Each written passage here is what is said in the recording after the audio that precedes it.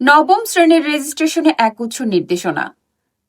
শুভেচ্ছা সবাইকে। আপনারা দেখছেন দৈনিক শিক্ষা.com। সঙ্গে আছি আমি প্রিয়াঙ্কা বৃষ্টি।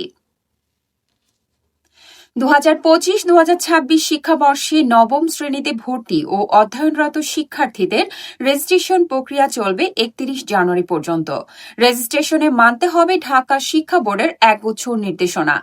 রেজিস্ট্রেশন ফি 296 টাকা, তবে বিলম্ব ফি সহ তা হবে 436 টাকা। ফি জমা দিতে বোর্ডে যেতে হবে না।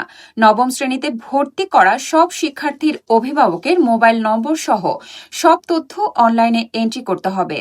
কোনো শিক্ষার্থীর বয়স 12 বছর পূর্ণ না হলে এবং 18 বছরের বেশি হলে নবম শ্রেণীতে ভর্তি হতে পারবেন না। শিক্ষার্থীদের অষ্টম শ্রেণীর বার্ষিক পরীক্ষার ফল বিবেচনা করে গ্রুপ বিভাজন করা যেতে পারে। রেজিস্ট্রেশনের জন্য তথ্য এন্ট্রি করতে নিজ নিজ প্রতিষ্ঠানের শ্রেণী শিক্ষক সহ 3 সদস্যের একটি রেজিস্ট্রেশন কমিটি গঠন করতে হবে। অনলাইন রেজিস্ট্রেশন শেষ হওয়ার পর চূড়ান্ত তালিকা ফাইনাল সাবমিটের পূর্বে দায়িত্বপ্রাপ্ত কমিটির সদস্যদের দ্বারা বিদ্যালয়ে রক্ষিত ভর্তি ফর্মের সাথে মিলিয়ে যথাযথভাবে নিশ্চিত করবেন। রেজিস্ট্রেশন কার্যক্রমে শিক্ষার্থীদের নিযুক্ত করা যাবে না।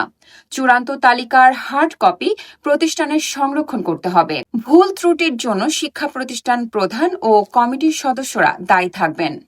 ধন্যবাদ।